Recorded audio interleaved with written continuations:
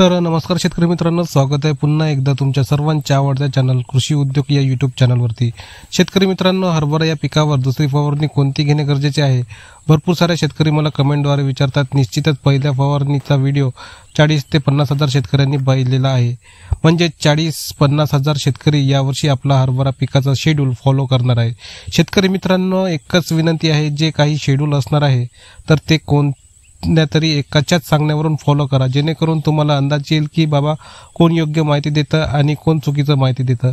कारण यूट्यूबवरती सध्या भरपूर सारे यूट्यूबर उपलब्ध झालेले आहे आणि निश्चितच शेतकऱ्यांना कन्फ्यूज करून टाकण्याचं काम ते तिथे करत आहेत। मित्रांनो, दुसरी फवारणी करत्या वेळेस बऱ्यापैकी आपला हरभरा 35 ते 40 दिवसाचा असणं गरजेचं आहे। म्हणजे 1.5 महिन्याच्या आसपास हरभरा पीक राहते। त्यावेळेस शेतकरी मित्रांनो, होतं काय, 35 ते 40 दिवसाच्या आसपास आपल्या हरभरा पिकाला फुलधारणा तिथेच चालू झालेलं आपल्याला पाहायला मिळतं। तर या टाइमला शक्य असेल तर तुम्ही शेंडे खुडणी सुद्धा 30 ते 35 दिवसाच्या आसपास तुमच्या हरभरा पिकामध्ये करू शकता, जेणेकरून तुमचा हरभरा पिकाची जास्तीत जास्त फुटवे आणि जास्तीत जास्त फुलधारणा व्हायला तिथे सुरुवात होईल। शेतकरी मित्रांनो, याच टाइमला अडीचा सुद्धा तिथं बंदोबस्त करणं गरजेचं आहे। त्यासाठी एक चांगला अळीनाशक आपल्याला फवारणीमध्ये घेणं गरजेचं आहे।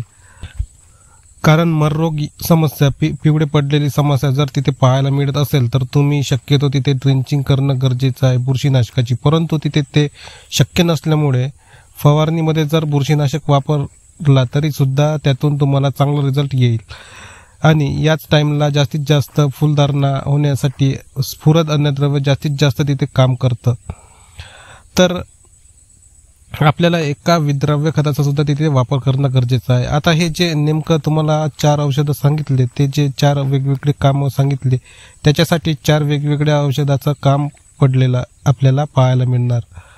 त्याच्यामध्ये मित्रांनो, तुम्ही चांगल्या प्रकारचे पोषकचा विचार करणं गरजेचं आहे। फुलधारणा वाढीसाठी 2 जबरदस्त टॉनिक तुम्हाला सांगतो। 2 टॉनिक पैकी कोणतेही एक टॉनिक आपल्याला तिथं वापरायचं आहे।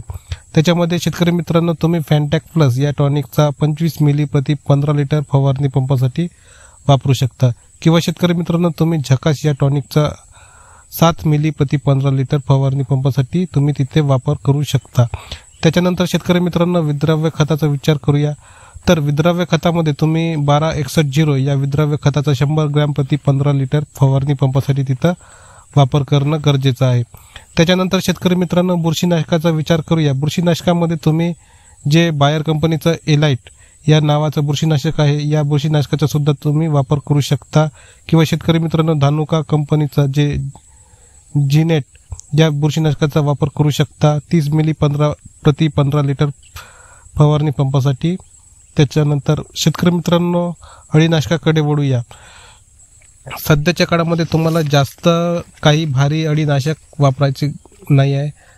फुलधारणा अवस्था चालू असताना तुम्ही इमेमॅक्टिन बेंझोनाइट या घटक असलेलं कोणत्याही कंपनीचं अळीनाशक तिथं फवारणीमध्ये वापरू शकता। याच्यामध्ये शेतकरी मित्रांनो, तुम्ही EM1 या अळीनाशकाचा 10 ते 15 ग्राम तिथे तुम्ही वापर करू शकता, किंवा शेतकरी मित्रांनो, तुम्ही मिसाईल किंवा शेतकरी मित्रांनो प्रोक्लेम यासारख्या अळीनाशकाचा आपल्याला इथं वापर करणं गरजेचं आहे, जी प्रॉपर फवारणी दुसरी तुमच्या हरभरा पिकासाठी झाली।